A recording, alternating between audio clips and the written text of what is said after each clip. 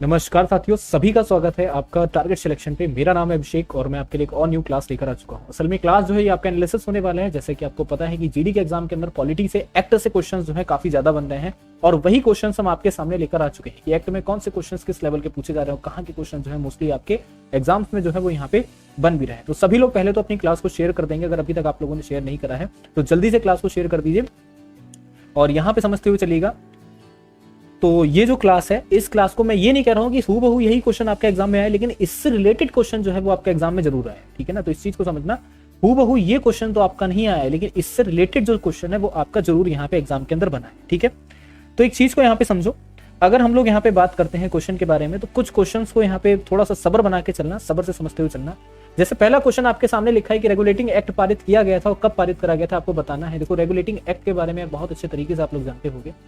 ठीक है, एक्चुअल में ये जो एक्ट था वो भारत के अंदर ईस्ट इंडिया कंपनी के मामलों को नियंत्रण करने के लिए ब्रिटिश सरकार ने एक्ट को पारित करा था। ठीक है, इस चीज को समझना। ये एक्ट आपका कब पारित होता है, तो ये एक्ट जो है वो आपका 73 में पारित होता है। और पारित जो है वो आपका क्यों होता है, तो भारत के अंदर ईस्ट इंडिया कंपनी के मामलों को नियंत्रण करने के लिए। ठीक है ना, जो भारत के अंदर क्या थी, हमारी जो ईस्ट इंडिया कंपनी थी, ठीक है ना, क्या हो जाती है, ईस्ट इंडिया कंपनी हो जाती है।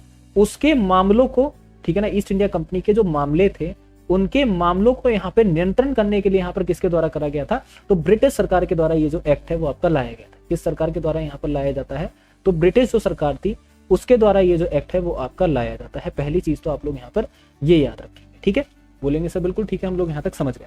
अब दूसरी चीज यहाँ पर समझो, बेसिकली होता है क्या है यहाँ पे, तो सबसे पहला यहाँ पे प्रशासन के द्वारा उठाया गया कदम ही रेगुलेटिंग एक्ट था। ठीक है, ब्रिटिश सरकार के द्वारा, ब्रिटिश प्रशासन के द्वारा जो सबसे पहला यहाँ पे कदम उठाया गया था। ठीक है, इसको नोट कर लीजिएगा कि जो ब्रिटिश प्रशासन था उसके द्वारा जो यहाँ पे सबसे पहला जो यहाँ पे कदम उठाया गया था ब्रिटिश प्रशासन के द्वारा, वो आपका यही कदम उठाया गया था। या तो यूं कहिए कि केंद्रीय प्रशासन में यहाँ पे पहली बार ब्रिटिश सरकार ने क्या कर दी थी, अपनी नींव रख दी थी। किसके चलते, तो रेगुलेटिंग एक्ट के चलते यहाँ पर नींव रखी गई थी। और इसी एक्ट के चलते आप याद रखिएगा कि यहाँ पे बंगाल का गवर्नर जनरल भी बनाया जाता है पहली बार। ठीक है ना, यहाँ पर क्या होता है कि बंगाल में क्या होता है, गवर्नर जनरल भी यहाँ पे पहली बार बनाया जाता है। ठीक है, ये भी याद रखेंगे, गवर्नर जनरल जो है वो आपका पहली बार इस एक्ट के चलते बनता है। वो भी कहां पर बनता है, तो वो भी आपका बंगाल के अंदर बनता है। यहां तक कुछ चीजें आपको शॉर्टेड हो गई होंगी। ठीक है, अब होता क्या है, और यही वो एक्ट था जिसमें कलकत्ता के अंदर आपके सुप्रीम कोर्ट की स्थापना होती है। ठीक है, ये भी आप लोग याद रखेंगे कि कलकत्ता के अंदर आपकी क्या हो जाती है, जो सुप्रीम कोर्ट है उसकी क्या हो जाती है, यहाँ पे स्थापना जो है वो आपकी हो जाती है। दो बातें यहां तक क्लियर, बोलेंगे सर बिल्कुल हमें यहां तक क्लियर होगा। ठीक है, रिपीट करो मेरे साथ में कि ईस्ट इंडिया कंपनी के मामलों में ब्रिटिश सरकार ने यहाँ पे पहली बार क्या कर दी थी, ईस्ट इंडिया कंपनी के मामलों के लिए यहाँ पर ये जो एक्ट लाया जाता है कौन लेकर आता है, तो ब्रिटिश सरकार ये यहाँ पे लेकर आती है। और केंद्रीय प्रशासन के द्वारा पहला यहाँ पे नींव जो है रखी जाती है रेगुलेटिंग एक्ट के तहत। और बंगाल के गवर्नर जनरल जो है वो यहाँ पर क्या हो जाते हैं, बंगाल के गवर्नर जनरल भी पहली बार नियुक्त करे जाते हैं इस एक्ट के चलते। और दूसरी चीज यहाँ पर क्या हो जाता है, कलकत्ता सुप्रीम कोर्ट। ठीक है, फिर से मैं रिपीट कर रहा हूँ, कलकत्ता का जो आपका सुप्रीम कोर्ट होता है उसकी भी सबसे पहले यहाँ पे नींव इसके चलते आपकी रख दी जाती है। ठीक है, याद रखना है कि एग्जाम में आपके यहाँ पे क्वेश्चन जो है वो आपके बन रहे हैं एक्ट से रिलेटेड। तो क्लास को ज्यादा से ज्यादा आप लोग यहाँ पे शेयर करिए, जिससे आपको हर एक कॉन्सेप्ट जो है यहाँ पे अच्छे तरीके से क्लियर होता हुआ चला जाए कि हाँ सर ये क्वेश्चन हो रहे हैं या फिर ये क्वेश्चन जो है वो हमारे यहाँ पे आ रहे हैं। ठीक है, चलिए अगला है आपके सामने प्रश्न कि 1773 में नियामक अधिनियम के अंतर्गत कलकत्ता प्रेसिडेंसी में स्थापित सरकार के गवर्नर जनरल और उनकी परिषद के कितने सदस्य थे, ये आपको बताना है। ठीक है ना, तो यहां पर समझना कि टोटल जो है वो आपके 4 सदस्य थे। कितने सदस्य थे, टोटल आपके 4 सदस्य। 1773 के नियामक अधिनियम के अंतर्गत बनने वाले प्रथम गवर्नर जनरल कौन थे। अब सर नियामक अधिनियम, ठीक है ना, क्या हो जाता है, ये आपका नियामक अधिनियम भी तो हो जाता है कि नियामक अधिनियम जो है वो हमारा क्या है यहाँ पे। ठीक है, ये भी आपको पता होना चाहिए। बहुत से बच्चे होंगे उनको नहीं पता होगा कि भैया नियामक अधिनियम क्या है। अच्छा, तुम्हें क्या लगता है कि नियामक अधिनियम जो है वो आपका क्या हो सकता है। देखो, एक्चुअल में अगर तुमसे सीधी भाषा में हम यहाँ पे बोल दें कि बिल्कुल इसमें कंफ्यूज होना ही मत, बेटा रेगुलेटिंग एक्ट को ही आपका नियामक अधिनियम कहते हैं। ठीक है, क्या बोलते हैं, तो ये भी याद रखना, नियामक अधिनियम किसको बोला जाता है, नियामक अधिनियम जो है वो आपका रेगुलेटिंग एक्ट को ही बोला जाता है। तो यहाँ पे नोट करिएगा, रेगुलेटिंग जो हमारा एक्ट है उसी को हमारा यहाँ पर क्या बोला जाता है, उसी को जो है वो हमारा यहाँ पे नियामक अधिनियम जो है वो आपका बोला जाता है। और कब ये आपका पारित होता है, तो ये भी आप लोग याद रखेंगे 1773 में ये जो है हमारा पारित हो जाता है। That clear.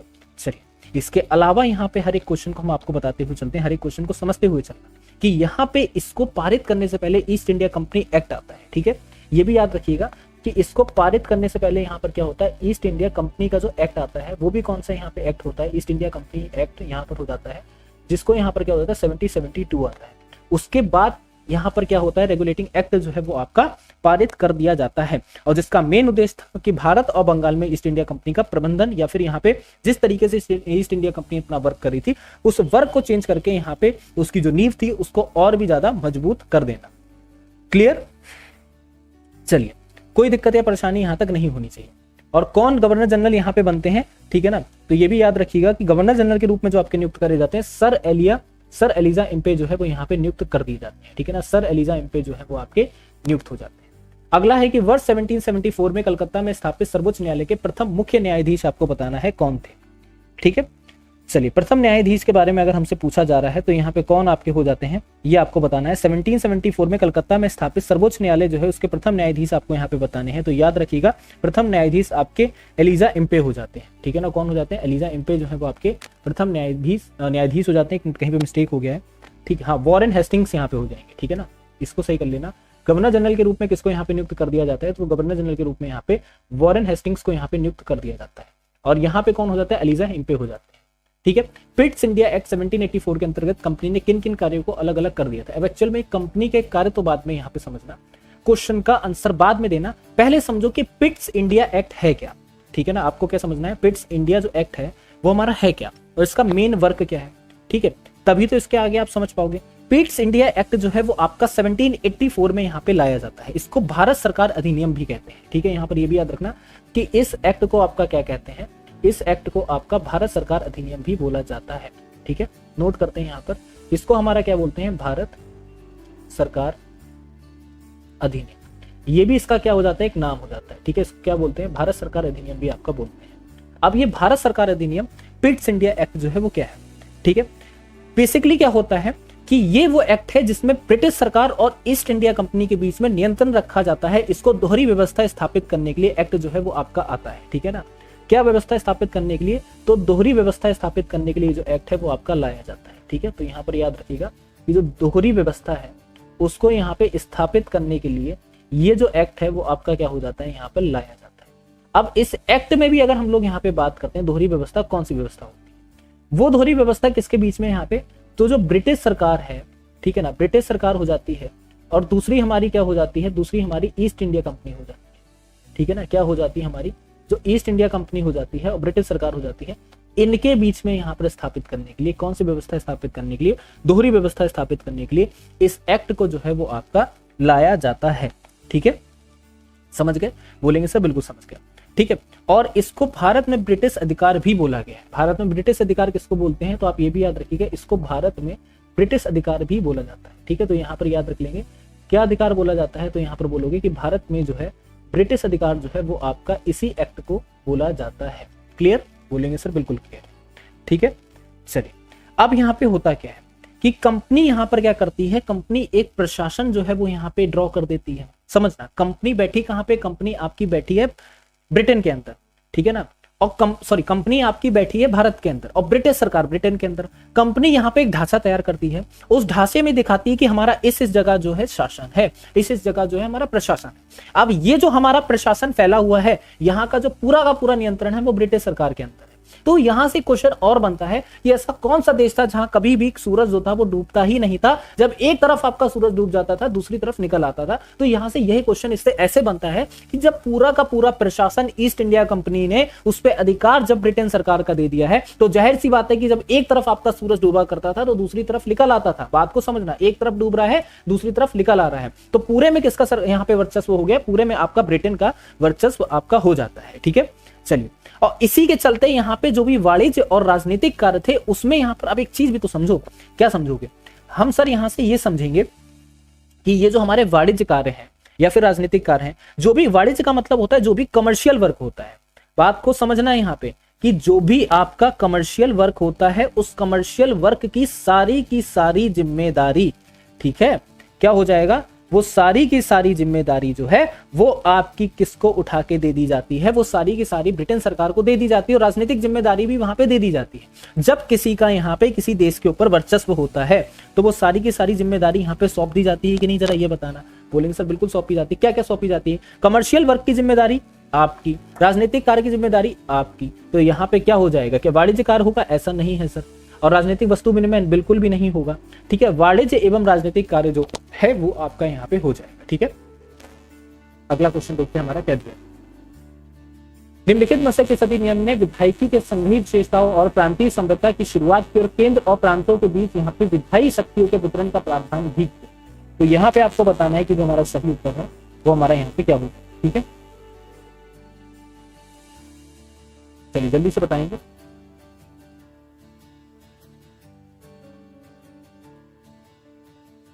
चलिए जल्दी से बताओ कि यहाँ पे जो हमारा करेक्ट ऑप्शन है वो क्या बनेगा।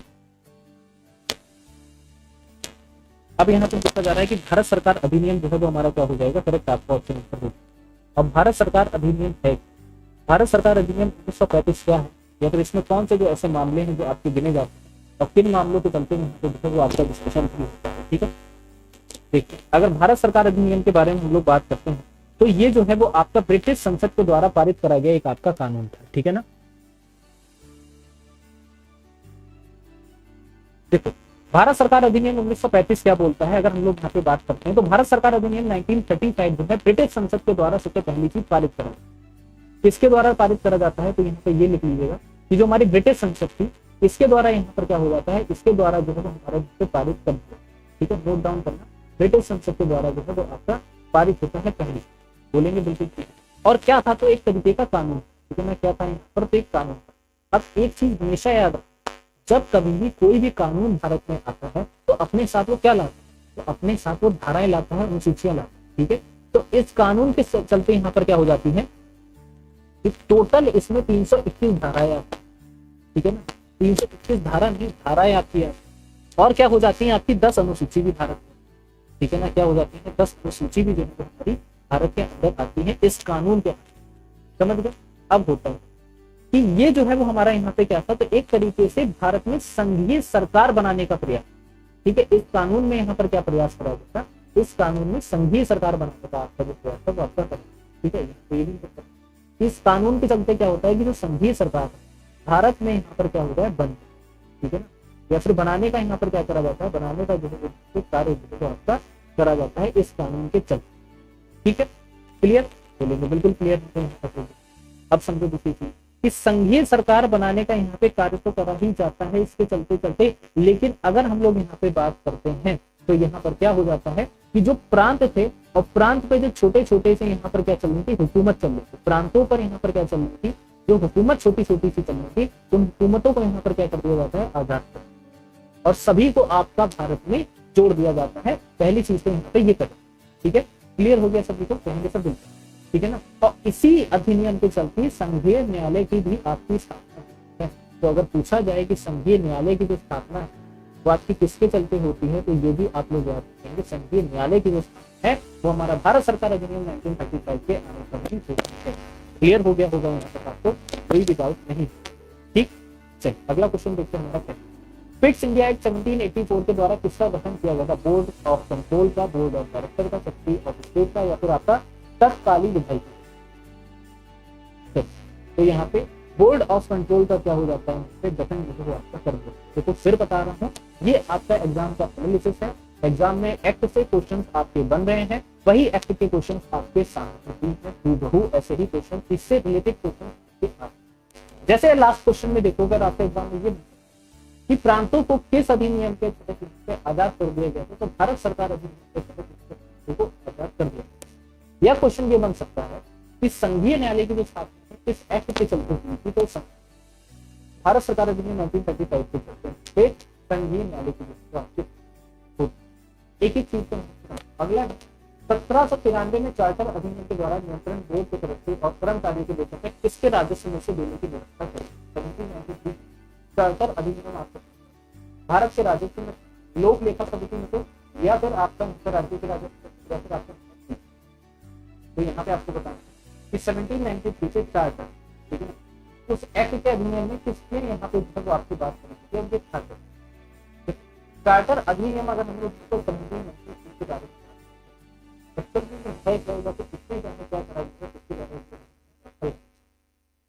ये भी अधिनियम जो है ये हमारा ब्रिटिश ईस्ट इंडिया कंपनी के द्वारा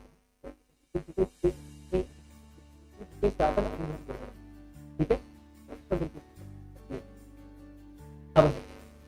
अगर हम लोग यहाँ पे बात करते हैं तो इसमें क्या हो जाता है,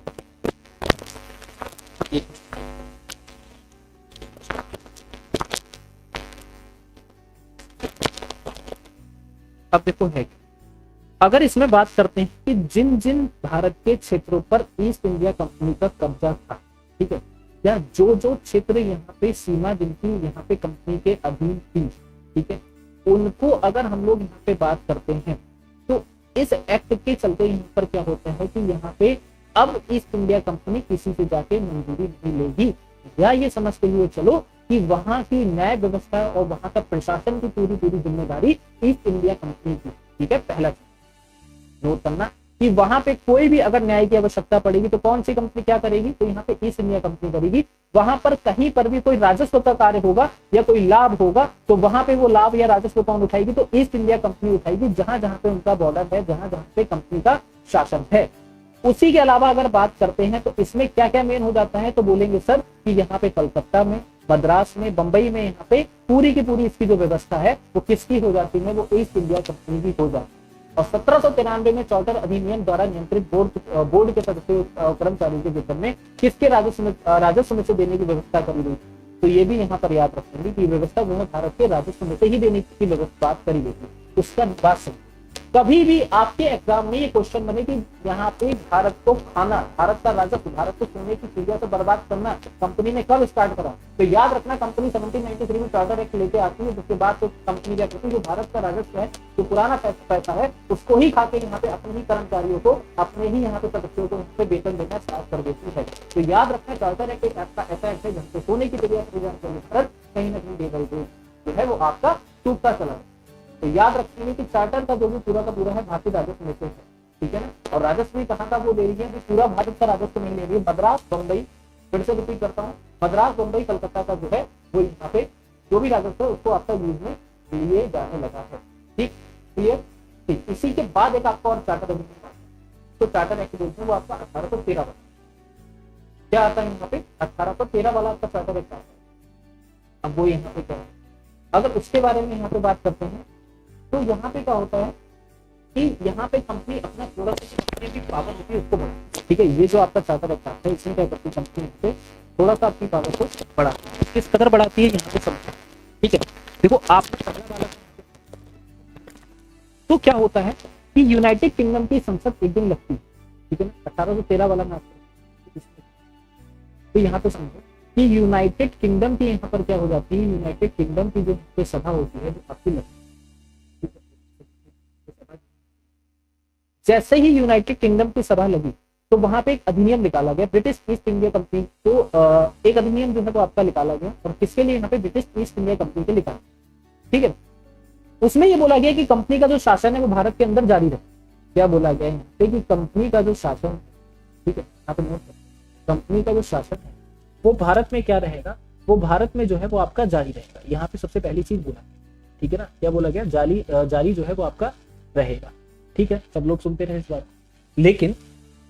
लेकिन आ गया यहाँ पे, लेकिन क्या होगा कि जो चाय और अफीम, ठीक है ना, चाय और अफीम यहाँ पर क्या हो जाएगा कि यहाँ पे जब चाय और अफीम की खेती जब हो रही है, अफीम का जो व्यापार हो रहा है वो किसके साथ हो रहा है, चीन के साथ हो रहा है। यहाँ पर ये बोला गया कि ये जो भी यहाँ पे क्या हो रहा है, चाय और अफीम का जो व्यापार हो रहा है वो यहाँ पर किसके साथ हो रहा है, वो यहाँ पे चीन के साथ हो रहा है, ठीक है, भारत का व्यापार हो रहा है। अब उस व्यापार में अगर बात करते हैं तो उस व्यापार में क्या हो जाता है कि उस व्यापार में जो भी है वो उस व्यापार को छोड़कर, चीन के साथ व्यापार को छोड़कर भारत में जो भी यहाँ पे वाणिज्य एकाधिकार होंगे, ठीक है ना, वो यहाँ पे कंपनी के खत्म हो जाए।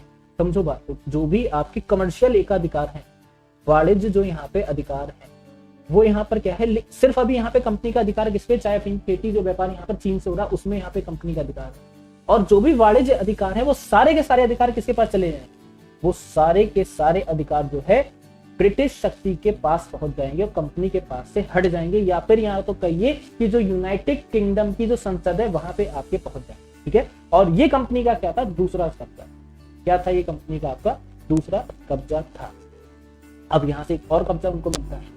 एक कब्जा उनको ये मिलता है कि व्यापार की जो भी चीजें हैं, अगर कंपनी कहीं पे हक दिखा रही है तो कंपनी अपना धीरे धीरे क्या करेगी, विस्तारवाद।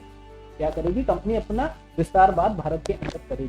ठीक, चलो किस अधिनियम के द्वारा ब्रिटिश संसद ने चाय और चीनी के साथ व्यापार को छोड़कर ईस्ट इंडिया कंपनी के भारत के साथ व्यापारिक अधिकार को समाप्त कर दिया? तो अभी आगे कुछ, तो 1813 का चार्टर अधिनियम जो है वो हमारा क्या हो जाएगा, करेक्ट आपको।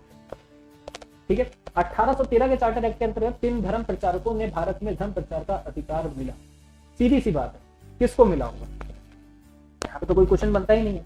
तो ये ईसाई धर्म के प्रचारकों को यहाँ पे जो है एक अधिकार मिल जाता है कि भारत में आप जाएंगे और धर्म का क्या करेंगे, आप प्रचार प्रसार जो है करेंगे। ठीक है, और धर्म परिवर्तन जो है आप करेंगे।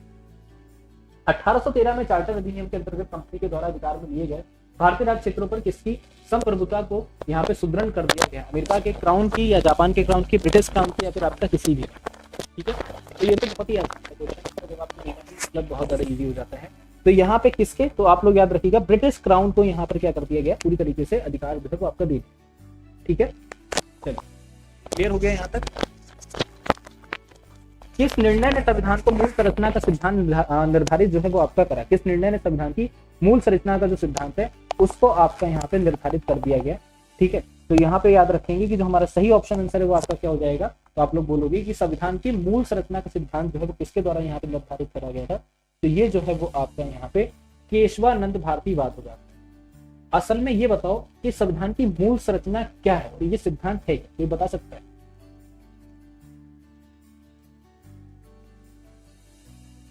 जल्दी से बताइए।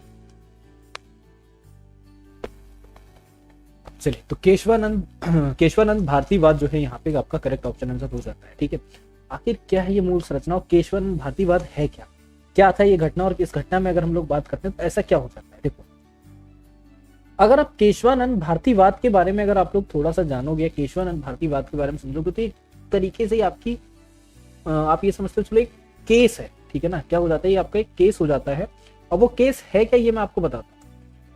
एक्चुअल में अगर यहाँ पे आप बात करोगे तो ये केशवानंद भारती बनाम केरल के बीच में ये जो केस है वो आपका चलता है। ठीक है ना, और कब चलता है, 1973 में चलता है। तो यहाँ पे आप नोट करना क्या हो जाता है, ये आपका केशवानंद भारती और किसके बीच में यहाँ पर हो जाता है, और आपका केरल के बीच में जो केस है वो आपका हो जाता है। केरल आप समझे पूरा स्टेट, और एक तरफ केशवानंद भारती है। क्या यहाँ पे कि अगर हम लोग बात करते हैं तो यहाँ पे सबसे पहले जो है मूल संरचना है, फिर ये समझो कि इस केस के बाद से यहाँ पर क्या हो जाता है, जब ये केस आपका सर्वोच्च न्यायालय पहुंचता है तो सर्वोच्च न्यायालय पहुंचने के बाद यहाँ पे क्या होता है, आधारभूत संरचना का यहाँ पे सिद्धांत कर दिया जाता है। क्या हो जाता है, सिद्धांत जो है वो आपका सबसे पहले कब दिया गया था, तो आधारभूत संरचना जिसको मूल संरचना कहते हैं, इसका सिद्धांत जो है वो आपका कब निर्धारित होता है, वो केशवानंद भारतीवाद और केरल वर्सेस केरल के यहाँ पे केस के बाद जो है वो यहाँ पे हो जाता है। ठीक है ना, और ये सबसे बड़ा फैसला भी माना जाता है कि मूल संरचना को लाने में ये केस सबसे बड़ा आपका यहाँ पे केशवानंद भारतीवाद का जो है सबसे बड़ा यहाँ पे हाथ है। अगर हम लोग बात करते हैं, ठीक है ना, तो यहाँ पर क्या कर दिया गया कि भारतीय संविधान का एक सिद्धांत बोल दिया जाता है, इसको मूल संरचना को या फिर आप बोलो आधारभूत संरचना को यहाँ पे क्या बोल दिया जाता है, एक सिद्धांत बोल दिया जाता है। अब अगर हम लोग यहाँ पे बात करते हैं तो इसमें क्या होता है या फिर इसके फैसले में क्या होता है कि संविधान संशोधन जो है वो यहाँ पे करा जा सकता है। इस फैसले में क्या हो जाता है, इस फैसले में कहा गया कि संसद संविधान में संशोधन जो है वो यहाँ पे कर सकती है। तो इसके चलते क्या होता है, पहले संसद जो है संविधान संशोधन नहीं कर सकती, ठीक है ना। फिर क्या हो गया कि संसद संविधान में संशोधन कर सकती है, लेकिन बेटा संविधान के मूल ढांचे में कभी भी बदलाव नहीं कर सकती है। संसद यहाँ पर क्या कर सकती है, संविधान को चेंज करने में, फिर से समझ लो, संसद संविधान को संशोधन तो कर सकती है, ठीक है ना। क्या हो जाता है यहाँ पे नोट कर लीजिएगा, संविधान का संशोधन तो यहाँ पे संसद कर लेगी, लेकिन क्या नहीं करेगी कभी भी, ठीक है। इस चीज को याद रखना, कभी भी जो है मूल ढांचे को चेंज नहीं करेगी। क्या हो जाएगा, जो मूल ढांचा है उसको यहाँ पे चेंज जो है संसद के द्वारा कभी भी नहीं करा जाएगा। क्लियर, पहली बात तो यहाँ पर ये समझो, ठीक। दूसरी बात समझो, यहाँ पे अगर हम लोग यहाँ पे बात करते हैं तो आपका क्या हो जाता है कि ये जो है सर्वोच्च न्यायालय में 24वां संशोधन अधिनियम की वैधता भी यही आपका रखता है, ठीक है। जो 24वां यहाँ पे संविधान संशोधन अधिनियम होता है, ठीक है, 24वां संविधान संशोधन जो हमारा अधिनियम होता है उसको यहाँ पे, ठीक है, उसकी वैधता को यहाँ पे बनाए रखने के लिए कौन सा अधिनियम आता है, तो यहाँ पर याद रखिएगा वैधता को बनाए रखने के लिए आपका यही वाला जो अधिनियम है, ठीक है ना, बनाए रखने के लिए कौन सा अधिनियम यहाँ पे, या फिर कौन सा यहाँ पे केशवानंद भारती बात जो होता है ये क्या करता है, यहाँ पे 24वें संविधान संशोधन की वैधता को यहाँ पे बना के रखता है। पहली चीज आपको यहाँ तक ये क्लियर, ठीक है। चलिए, और इसमें यह भी बोला जाता है कि सर्वोच्च न्यायालय में यहाँ पर एक चीज बहुत बड़ी बात बोली जाती है कि कभी भी किसी के मूल अधिकार को आप यहाँ पे जो है कम नहीं करोगे और खत्म नहीं कर सकते हो, जो कि यहाँ पे मूल अधिकारों को किसका यहाँ पे संविधान के ढांचे का हिस्सा भी बोल दिया जाता है, ठीक है ना। यहाँ पर क्या हो जाता है, इसके बाद से मूल अधिकार को यहाँ पे संविधान के ढांचे का हिस्सा भी बोल दिया जाता है। तो दो बातें आपको समझ में आ गई कि कभी भी किसी भी व्यक्ति के मूल अधिकारों को कम नहीं करा जा सकता है और कभी भी मूल अधिकारों को आपका खत्म नहीं करा जा सकता है। ये दोनों की दोनों बातें आपको यहाँ पे क्लियर होगी। चार्टर एक्ट 1853 के द्वारा निर्देशक मंडल के सदस्यों की संख्या जो है 24 से घटाकर कितनी करी गई थी आपको बताना है। चार्टर एक्ट 1853 के चलते अगर हम लोग बात करते हैं तो आपकी संख्या जो है वो घटाकर कितनी कर दी गई थी, संख्या घटाकर आपकी 18 कर, ठीक है। क्या हो जाएगा, तो जो आपका यहाँ पे है, ठीक है, तो हमारा यहाँ पे 18 जो है वो आपका करेक्ट आपका ऑप्शन आंसर हो जाएगा। ये क्लियर हो गया यहाँ तक। अगला क्वेश्चन देखिए हमारे सामने क्या दिया, किस वर्ष में ब्रिटिश राज्य ने कंपनी का शासन अपने हाथ में जो है यहाँ पे ले लिया। किस वर्ष में जो है वो आपका यहाँ पे कंपनी का शासन जो है वो यहाँ पे क्या कर लिया जाता है, कंपनी का शासन जो है वो आपका अपने हाथ में ले लिया जाता है। तो अगर हम लोग यहाँ पे बात करते हैं तो ये आपका कब होता है, तो ये आपका 1858 में। किस वर्ष में ब्रिटिश राज्य ने कंपनी का शासन अपने हाथ में लिया था। अब 1858 में क्यों दिया था, कोई रीजन रहा होगा, ठीक है। कोई भी घटना होने से पहले या कोई भी घटना हो जाने के बाद यहाँ पे कोई रीजन ही तो रहता है, सर बिल्कुल होता है। तो जो हमारा 1858 में, ठीक है ना, कंपनी के बारे में बात करते हैं, कंपनी का अधिकार यहाँ पे कैसे खत्म होता है, ठीक है ना, अधिकार क्यों खत्म होता है ये भी आपको पता होना चाहिए कि क्वेश्चन यहाँ से बन सकता है और एक्ट के क्वेश्चन तो बनेंगे, है ना। होता क्या है यहाँ पे 1858 में 1857 में इससे पहले क्या होता है, सबसे बड़ा विद्रोह होता है, ठीक है। क्या होता है यहाँ पे, सबसे बड़ा विद्रोह होता है और भारत सरकार अधिनियम 1858 जो है वो आपका आ जाता है और पारित भी कर दिया जाता है। अब होता है क्या है यहाँ पे, ठीक है ना, यहाँ पे यूनाइटेड किंगडम के प्रधानमंत्री लॉर्ड पॉमस्टॉन जो है भारत में जो भी व्यवस्था थी, ठीक है ना, उसमें गंभीर दोषों को हवाला देते हुए यहाँ पे कंपनी को यहाँ पर क्या कर देते हैं, कंपनी पे उंगली उठा देते हैं, ठीक है।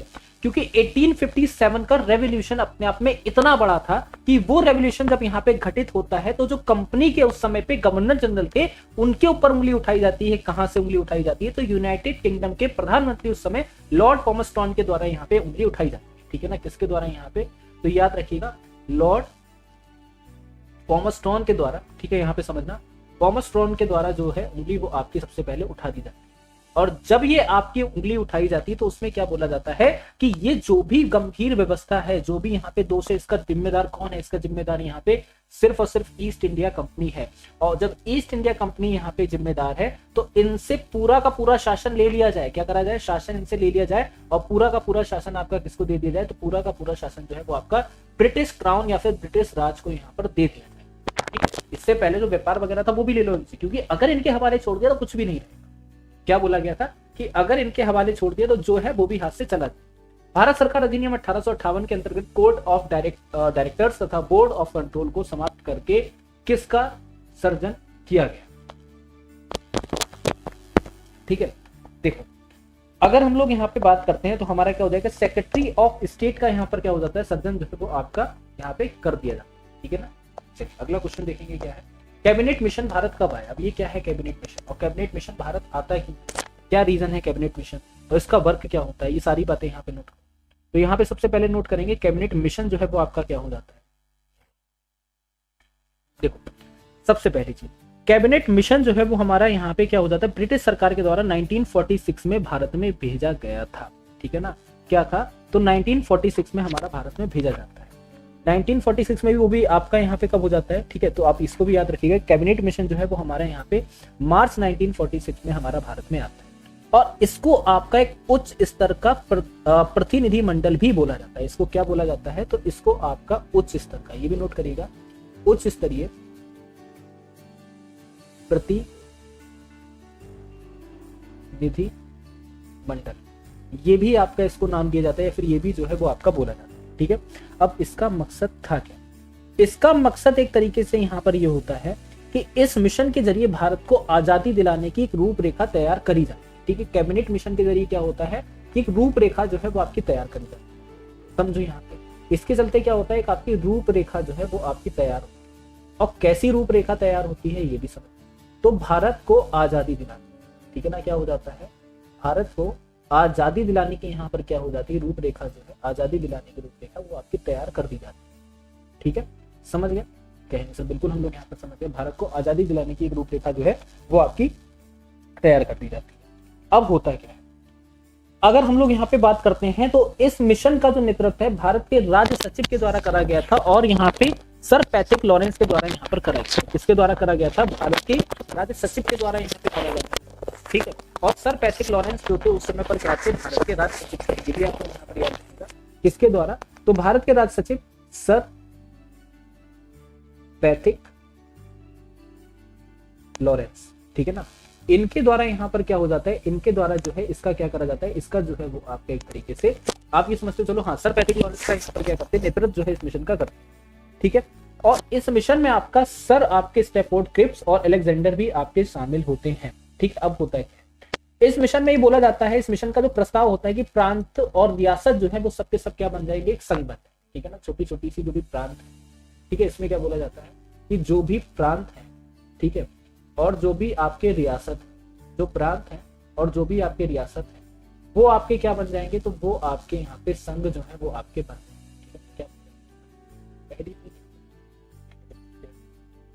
ठीक, अब क्या बोला जाता है, इसी के मिशन के चलते संविधान सभा का भी गठन होता है। ठीक है ना, क्या होता है, इस मिशन के चलते ही हमारा क्या हो जाता है, जो संविधान सभा है उसका भी आपका गठन करा जाता है। तो अगर ये पूछा जाए कि संविधान सभा का गठन कब होता है, तो इस मिशन के चलते ही होता है। ठीक है, चलो अब इस मिशन के तहत ही कार्यकारी परिषद का भी गठन करा जाता है। किसका गठन करा जाता है, तो कार्यकारी परिषद। ठीक है, यहाँ पे नोट कर लीजिएगा, जो कार्यकारी परिषद हो जाती है उस परिषद का भी यहाँ पर क्या हो जाता है, गठन जो है इसी के चलते आपका कर दिया जाता है। और यही वो आपका मिशन होता है जिसमें आपकी 3 स्तर की प्रशासनिक व्यवस्था भी आपकी बनाई जाती है। ठीक है, क्या करी जाती है, 3 स्तर की प्रशासनिक व्यवस्था जो है वो आपकी बनाई जाती है, राष्ट्रपति, प्रधानमंत्री और मुख्यमंत्री। ये क्या हो जाती है, 3 स्तर की आपकी प्रशासनिक व्यवस्था जो है इसी के चलते आपकी बना दी जाती है। ठीक है, क्लियर हो गया सभी को।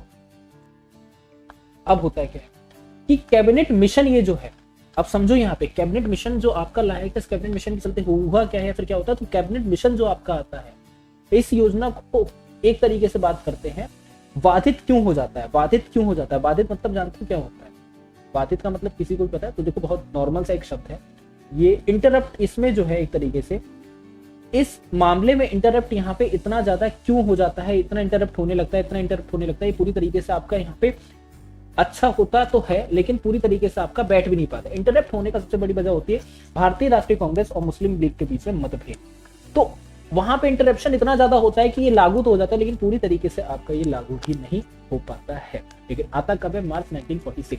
क्लियर, चलिए अगला क्वेश्चन देखिए आपके सामने। यहाँ पे अगला क्वेश्चन है कि भारत में सचिव का पद किसके द्वारा निर्मित किया गया था, ये आपको बताना है कि भारत में सचिव का जो पद है वो हमारा किसके द्वारा, तो भारत सरकार अधिनियम 1858 के द्वारा सचिव का जो पद है वो आपका यहाँ पे निर्मित किया गया था। ठीक है, चलिए 1892 के अधिनियम के द्वारा भारतीयों को विधान परिषदों में किस पर बहस करने की शक्ति प्राप्त हुई थी, तो यहाँ पर याद रखेंगे कि 1892 के अधिनियम के बाद में जो है वो यहाँ पे बजट पर जो है बहस करने की जो शक्ति है वो यहाँ पे एक तरीके से प्राप्त होगी। ब्रिटिश भारत में सांप्रदायिक प्रतिनिधित्व की व्यवस्था किसके द्वारा यहाँ पे करी, ब्रिटिश भारत में सांप्रदायिक प्रतिनिधित्व की व्यवस्था किसके द्वारा करी गई थी। ठीक है, तो देखो यहाँ पे मौर्य मिंटो सुधार 1909 के द्वारा यहाँ पे करा गया। अब मौर्य मिंटो सुधार क्या है ये भी तो समझो, मौर्य मिंटो सुधार 1919 क्या हो जाता है। देखो इसको इतना पढ़ लोगे ना, यकीन मानना 1 या 2 या 2 या 3 2-3 नंबर के क्वेश्चंस आपके बनेंगे। ठीक है ना, मौर्य मिंटो एक्ट जो आपका 1909 का हो जाता है। ठीक है, तो ये क्या है और क्यों आपका आता है। अगर हम लोग यहाँ पे बात करते हैं तो एक तरीके से इसको भारत परिषद अधिनियम भी बोलते हैं। ये भी याद रखना है कि इसको क्या बोला जाता है, तो इसको हमारा भारत परिषद अधिनियम। ठीक है, ये भी हमारा जो है वो आपका बोला जाता है पहली चीज। और क्या होता है, इसको आपका मौर्य मिंटो सुधार के नाम से भी जाना जाता है। ठीक है, 1909 और इसको क्या हो जाता है, मौर्य मिंटो। ठीक है, मौर्य मिंटो सुधार के नाम से भी इसको जो है वो आपका जाना जाता है। ठीक है, दो बातें यहाँ पे समझ। अब होता है क्या कि इस अधिनियम के चलते सबसे पहले आपके क्या करे जाते हैं, राजनीतिक सुधार जो है वो आपके करे जाते हैं। ठीक है ना, क्या करे जाते हैं यहाँ पे, राजनीतिक जो सुधार है वो यहाँ पे करें। अब इस अधिनियम के चलते मैं आपको एक चीज बताता हूँ, इस अधिनियम में मुस्लिम के लिए यहाँ पे निर्वाचन क्षेत्र की व्यवस्था होती है। ठीक है, क्या हो जाता है, जो मुस्लिम निर्वाचन क्षेत्र होता है, मुस्लिम निर्वाचन क्षेत्र जो है, ठीक है, उसकी क्या हो जाती है, व्यवस्था होती है, पहली चीज।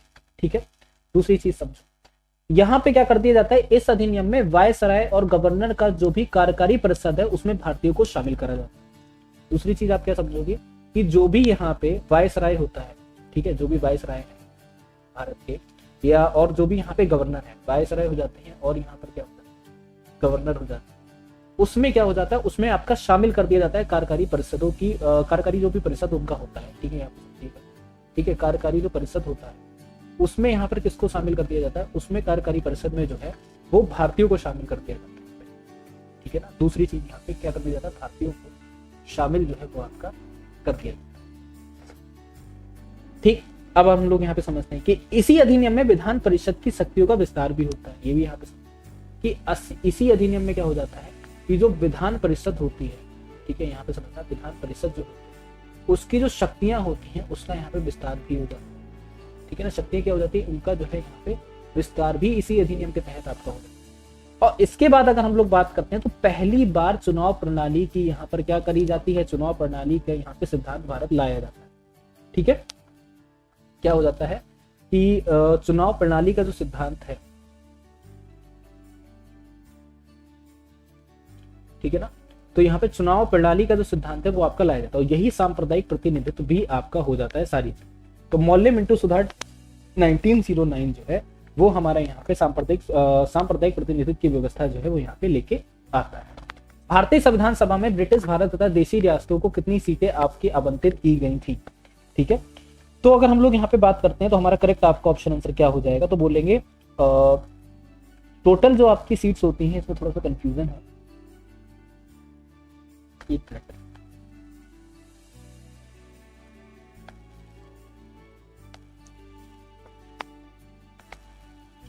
तो इसको स्किप कर दो। ठीक है ना,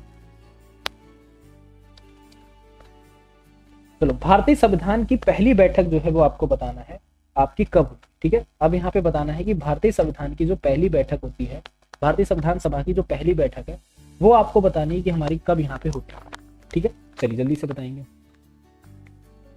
चलो देखो, तो 9 दिसंबर 1946 को हमारी जो है यहाँ पे सबसे पहली बैठक। कोई बता सकता है संविधान सभा क्यों बनती है? ठीक है, किसी को भी पता है? देखो, अब संविधान सभा क्यों बनती है, संविधान सभा से भी आपके क्वेश्चन यहाँ पे बन सकते हैं, और आखिर ये संविधान सभा जो है वो हमारी है क्या। ठीक है ना, संविधान सभा जो है वो आपको बतानी क्या है और क्यों बनी थी हमारी संविधान सभा। अगर हम लोग यहाँ पे बात करते हैं तो हमारे भारत के संविधान को बनाने के लिए हमारी संविधान सभा बनती है। बोलेंगे सर, बिल्कुल ठीक है। और स्वतंत्र भारत के लिए हमारा नया मसौदा भारत के संविधान का तैयार करने के लिए जो है वो पूरा का पूरा काम जो है संविधान सभा को सौंपा जाता है। ठीक है ना, और संविधान सभा के जो सदस्य होते हैं वो आपके अप्रत्यक्ष रूप से यहाँ पे चुने भी जाते हैं। समझो, ये संविधान सभा का सबसे पहले गठन जो है वो आपका 1946 में होता है, और इसको जो पारित संविधान सभा ने 26 नवंबर को क्या होता है 1949 को संविधान आपका पारित कर दिया जाता है। दो बातें, और संविधान लागू कब होता है, पारित जो है वो आपका यहाँ पर याद रखना, संविधान सभा के द्वारा जो पारित करा जाता है। ठीक है, फिर से बताता हूँ, यहाँ पे जो पारित करा जाता है वो हमारा कब पारित करा जाता है, 26 नवंबर 1949 में पारित करा जाता है। ठीक है, यहाँ पे नोट करिएगा कब करा जाता है, तो 26 नवंबर हमारा 1949 में हमारा जो है वो आपका पारित करा जाता है। पहली चीज यहाँ पर याद रखेंगे। दूसरी चीज आप लोग यहाँ पर क्या याद रखोगे, भाई पारित तो 26 नवंबर 1949 में हो जाता है, और अगर हम लोग यहाँ पे बात करते हैं तो लागू कब होता है, तो 26 जनवरी को जो है वो आपका लागू होता है। ठीक है, 26 जनवरी आपका 1950 में क्या हो जाता है, लागू होता है। ठीक है, बोलेंगे सर, बिल्कुल ठीक है। और अगर हम लोग बात करते हैं कि संविधान सभा के सदस्य आजादी के बाद पहली बार यहाँ पर क्या होता है, संविधान भारत की पहली संसद कब बनती है, तो संविधान सभा जो है आजादी के जस्ट बाद यहाँ पे भारत की पहली संसद भी बनाती है। ठीक है, और इनके अध्यक्ष कौन होते हैं, अध्यक्ष बहुत महत्वपूर्ण हमारे हो जाते हैं। ठीक है, तो हम लोग को यहाँ पे नोट करना है डॉक्टर भीमराव अंबेडकर जी। ठीक है ना, डॉक्टर भीमराव अंबेडकर जी कौन हो जाते हैं यहाँ पे, तो भीमराव अंबेडकर जी जो है वो यहाँ पर क्या हो जाते हैं, वो इसके यहाँ पे अध्यक्ष, सॉरी एक मिनट, डॉक्टर भीमराव, ठीक है, अध्यक्ष जो है सॉरी डॉक्टर राजेंद्र प्रसाद, ठीक है। अध्यक्ष कौन हो जाते हैं, तो अध्यक्ष जो है वो हमारे डॉक्टर राजेंद्र प्रसाद हो जाते हैं, ठीक है। और अगर हम लोग यहाँ पे बात करते हैं तो इसके उपाध्यक्ष हरेंद्र कुमार मुखर्जी हो जाते हैं, ठीक है ना, समझ गए कि नहीं समझ गए, चलो। और टोटल इनके द्वारा जो है वो 3 साल का समय जो है वो आपका लिया जाता है, ठीक है ना, क्लियर। और संविधान सभा को बनाने की सबसे पहली जो मांग है वो हमारी कब होती है, 1895 में, और किसके द्वारा यहाँ पे, तो बाल गंगाधर तिलक के द्वारा जो है यहाँ पे सबसे पहली मांग करी जाती है। तो यहाँ पे नोट करिएगा, बाल गंगाधर तिलक के द्वारा यहाँ पे सबसे पहले जो मांग है वो आपकी करी जाती है, ठीक है, 1895 में। और इसी के अलावा अगर हम लोग यहाँ पे बात करते हैं 1934 में यहाँ पे जो है प्रस्ताव रखा जाता है संविधान सभा बनवाने। तो प्रस्ताव किसके द्वारा रखा जाता है, तो M.N. राव के द्वारा प्रस्ताव जो है वो आपका रखा जाता है, ठीक है। चलिए, प्रस्ताव जो है वो आपका यहाँ पे रख दिया जाता है, क्लियर हो गया यहाँ तक। अगला क्वेश्चन देखो क्या है, भारतीय संविधान की प्रथम बैठक किसने नहीं लिया है, ठीक है, कांग्रेस ने, B.N. राव ने, देसी रियासतों ने, या फिर मुस्लिम लीग।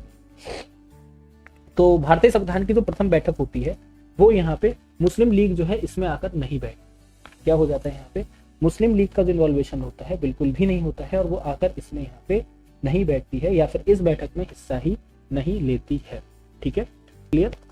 चलिए अगला क्वेश्चन देखेंगे, भारतीय संविधान सभा के अस्थायी अध्यक्ष जो है वो आपको बताना है यहाँ पर कौन हो जाते हैं। तो अस्थायी अध्यक्ष आपको बताने यहाँ पर कौन हो जाते हैं। तो याद रखिएगा, अस्थायी अध्यक्ष के रूप में डॉक्टर सच्चिदानंद सिन्हा को यहाँ पे चुना जाता है, ठीक है। और चुने हुए स्थायी अध्यक्ष कौन थे, तो डॉक्टर राजेंद्र प्रसाद जो है स्थायी अध्यक्ष हो जाते हैं। तो कुल मिला के ये वो क्वेश्चंस हैं, मैं ये नहीं कहूंगा ये वो क्वेश्चंस जीडी में है, लेकिन ये वो एनालिसिस है, इस तरह के एक्ट के क्वेश्चंस आपके जीडी में पूछे जा रहे हैं राजा बेटा, ठीक है। पॉलिटी से ऐसे क्वेश्चंस आपके एग्जाम में बन रहे हैं, तो बात को बड़े ध्यान से समझो, ठीक है ना, बात को बड़े ध्यान से समझो, इस तरह के क्वेश्चंस पे थोड़ा सा ध्यान दो, और ये क्वेश्चंस आपके एग्जाम के पॉइंट ऑफ व्यू से इंपॉर्टेंट भी आपके हो जाते हैं, ठीक है।